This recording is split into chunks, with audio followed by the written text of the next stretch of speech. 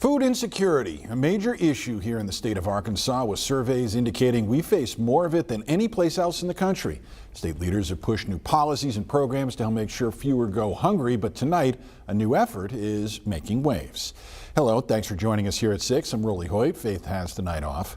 Vertical farming could help address the issue of food insecurity and offer new ways for local farmers to keep their family operations open. THV11's Carter Thweet joins us here in studio to tell us more about this technique. Carter. Really, today I met with a company in Sheridan that's doing this vertical farming. They're not the first to do it, but they believe their operation is bigger and better than others. And you don't just have to take it from them, take it from the mayor of one of these rural Arkansas towns, who says this could help solve several of their problems. We're in the Mississippi-Arkansas Delta. The biggest industry is farming, it's agriculture. Tamika Butler is the mayor of Eudora, Arkansas, in the southeast part of the state. On Tuesday, she made the 2-hour trip up to Sheridan to watch a demonstration of a technology that she says could totally change her city. You can take 1 acre of land, of 1 acre of traditional row crop farming, and put it in your living room. She's talking about something called vertical farming, and the company showing it off Tuesday is called 180 Pipe.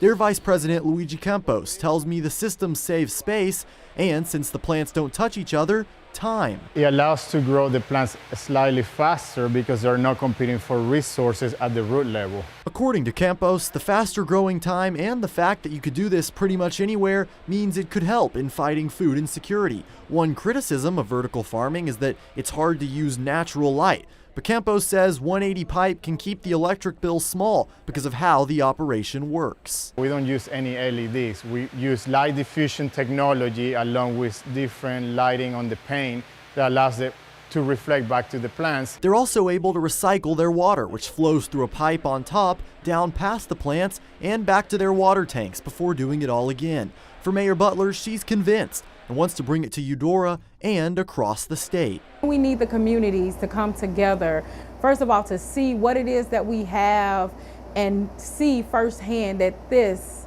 is a proven system that will work and can work, and it does work. I reached out to the Arkansas Farm Bureau to see if they have any thoughts on vertical farming. They sent me to the USDA's website, which says the practice can get expensive due to the need for artificial light and temperature control, but it also gives some positives, like the fact that farmers can grow year-round, regardless of the weather.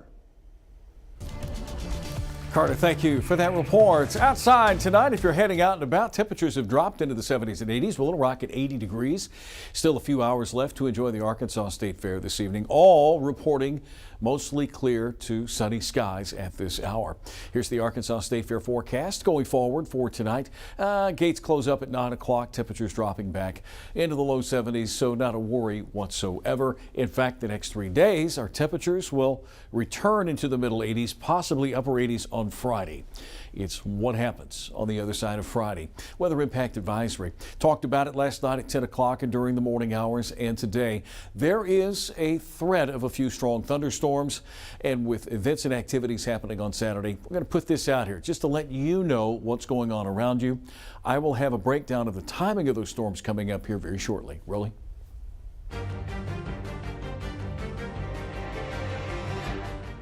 Right, so the panic button is going to be in the last week of October if they don't get things open back up. Is that a fair statement? Yes, sir. Yes, sir. Concerns are growing when it comes to funding for November's SNAP benefits if the government shutdown lingers. State Department of Human Services officials telling lawmakers today that funding for it next month is, quote, questionable. It's all tied to what's happening in Washington, with Congress remaining stuck, reaching a compromise on a funding bill to reopen the federal government. Some workers are trying to put a face to the problem. For others, outside Reagan National Airport in Northern Virginia, air traffic controllers are handing out leaflets to highlight how their shutdown is affecting their paycheck. But in a social media post, the White House Office of Management and Budget says that it's preparing to, quote, ride out the Democrats by continuing to pay troops and law enforcement and still sending out layoff notices despite the shutdown. All they have to do is just vote to extend.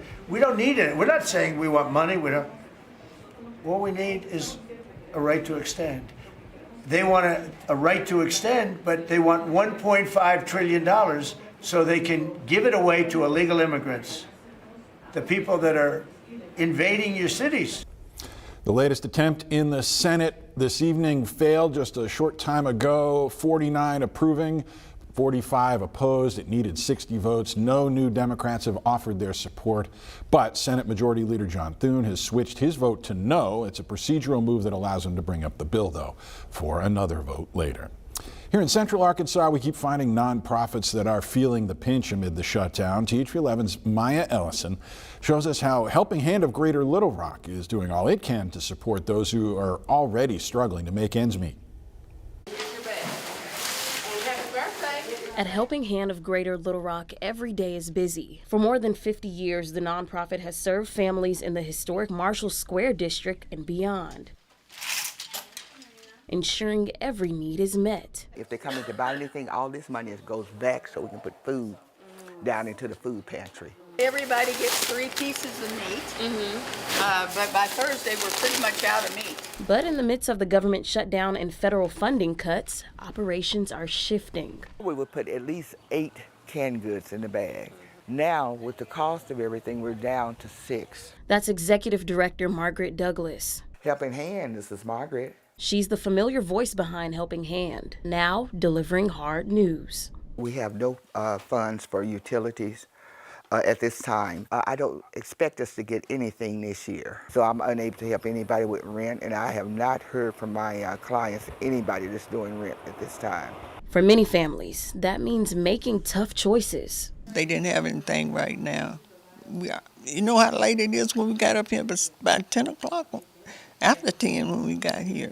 I have my seniors that call, and it's heartbreaking for me to I'm constantly saying no. Douglas explains that because of the shutdown, they now have to cut back on donations, affecting not just the present, but what's ahead. I worry that we may not be able to give the Christmas that your children are used to giving, to receiving. But even through challenging times, Helping Hand proves that a little help and heart can go a long way. And at the end of the day, if I pull your name, you get double Christmas. By the grace of God, we're going to make it through the shutdowns, the layoffs. We're going to have a great holiday. In Little Rock, Maya Ellison, THV 11 News. Maya, thank you. Tonight, if you're out on the roads, you want to keep an eye out for the on-ramps. They might be closed. RDOT workers are testing the wrong way detection systems they've installed. They'll be out from 10 till 6 tonight through tomorrow morning. They'll close off-ramps on I-40, 430, 630, plus I-57 or 67, 167 for you old-timers. Only one ramp will be closed at a time, though, and emergency vehicles will still have access. It comes as RDOT says their efforts to improve work zone safety on highways is paying off, so much so that they're looking to help a neighboring state do the same. Jacob Luthi gives us a look at the technology making those safer roads possible. If you've been on I-49 through Fayetteville lately, you may have seen the barrels, the backups, and the building. But you may have also noticed something else. Signs warning drivers that speed enforcement cameras are watching.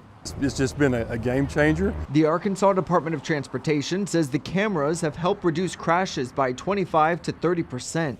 As for enforcement, it's all handled by Arkansas Highway Police.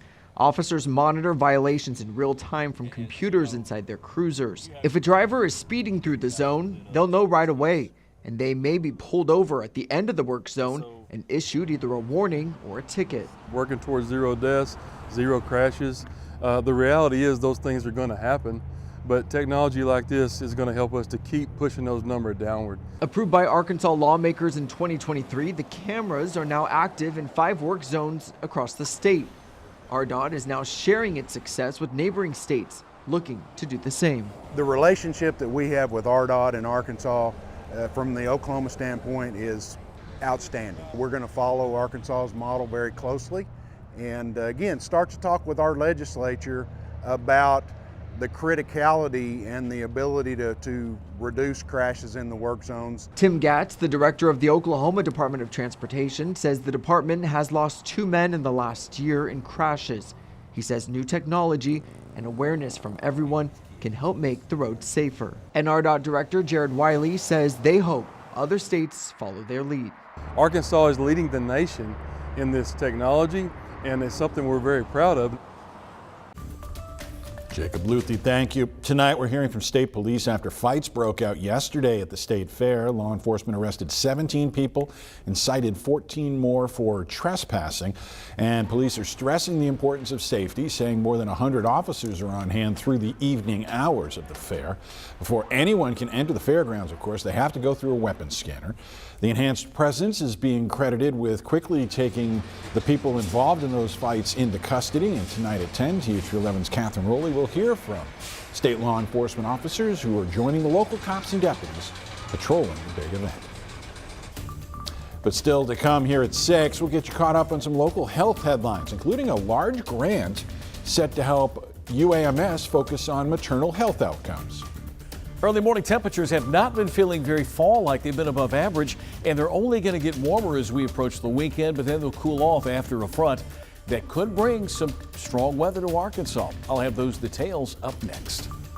And the forecast notwithstanding, it's almost basketball season. Coming up, we're going to show you how both UAPB head basketball coaches are getting ready for an inaugural tip-off classic here in Central Arkansas.